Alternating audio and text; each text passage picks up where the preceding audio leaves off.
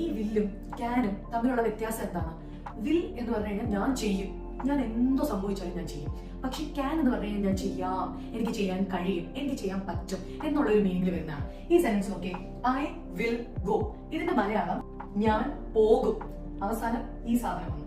ഇനി I can go, എനിക്ക് പോകാൻ കഴിയും. ഇവിടെ കഴിയും എന്നൊരു വാക്ക് വന്നു. അല്ലെങ്കിൽ ഞാൻ പോകാം, അങ്ങനെ വേണമെങ്കിൽ പറയാം. അപ്പൊ ഈ രണ്ട് രീതിയിലും പറയാം. നമുക്ക് എന്ത് ക്യാൻ വെച്ചാണ് നമ്മൾ പറയുന്നതെങ്കിൽ. ഇനി അടുത്തത് ഐ വിൽ ഈറ്റ്, ഞാൻ കഴിക്കും. നീ വേണ്ടെന്ന് പറഞ്ഞാൽ ഞാൻ കഴിക്കും. ഇനിയും ഐ ക്യാൻ ഈറ്റ്. അപ്പം രണ്ട് രീതി ഞാൻ എഴുതി. ഞാൻ കഴിക്കാം, അപ്പൊ ഇവിടെ ഈ സാധനം ഉണ്ട്. അല്ലെങ്കിൽ എനിക്ക് കഴിക്കാൻ കഴിയും, അപ്പൊ എന്നെ കൊണ്ട് എന്തെങ്കിലും പറ്റും, സാധിക്കും, എന്നെ കൊണ്ട് ചെയ്യാൻ കഴിയാം, ഇങ്ങനെയൊക്കെ പറയുന്നതാണ് ക്യാൻ വെച്ചിട്ട്. വിൽ എന്ന് പറഞ്ഞാൽ ഉറപ്പായിട്ടും ഞാൻ ചെയ്യും എന്നുള്ളതാണ്. അങ്ങനെയാണെങ്കിൽ എനിക്ക് ഇംഗ്ലീഷ് പഠിക്കാൻ കഴിയും എങ്ങനെയാ പറയുന്നത്? ഒന്ന് കമന്റ് ചെയ്തേ.